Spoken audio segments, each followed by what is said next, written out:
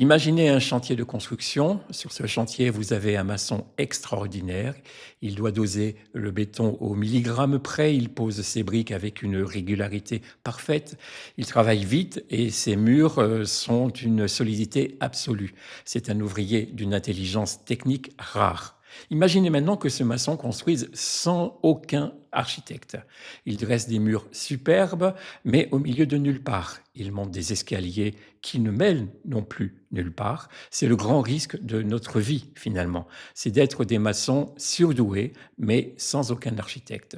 C'est là que se situe, me semble-t-il, la frontière subtile entre l'intelligence et la sagesse. L'intelligence, c'est le maçon.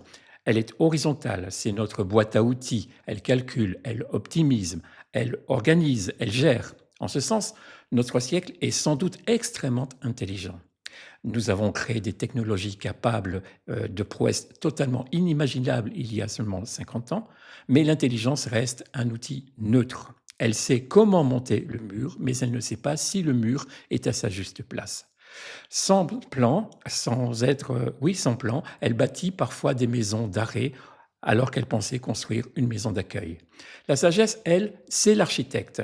Elle est verticale, elle ne pose pas de briques, elle donne le sens, elle dessine le cap. Elle s'assure que ce que nous construisons va nous faire grandir et par là même honorer Dieu. Le livre des Proverbes résume ce chantier de la vie en 2 versets. Confie-toi en l'Éternel de tout ton cœur et ne t'appuie pas sur ton intelligence, ne sois pas sage à tes propres yeux. Entendons-nous bien, il ne s'agit pas de renvoyer le maçon, il ne s'agit pas non plus d'éteindre notre cerveau ou de mépriser nos compétences. L'intelligence est un don de Dieu dont tous les hommes bénéficient. Or, la sagesse, qui est aussi un don de Dieu, un don accordé, une valeur ajoutée. Le texte biblique marque une distinction en nous mettant en garde.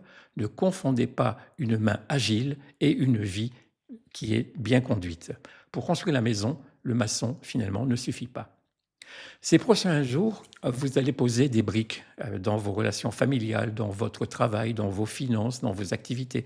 Vous allez faire fonctionner vos méninges pour que toutes ces activités soient efficaces et c'est normal. Mais avant de fixer définitivement la brique suivante, je vous encourage à poser la truelle un instant. Faites une pause. Levez les yeux vers l'architecte et demandez-lui: ce projet est certainement bon, mais sert-il ton plan? Ce mur avance bien, mais est-ce qu'il ne risque pas de m'isoler des autres, peut-être même de toi? N'ayez pas la prétention d'être des architectes de votre propre destin.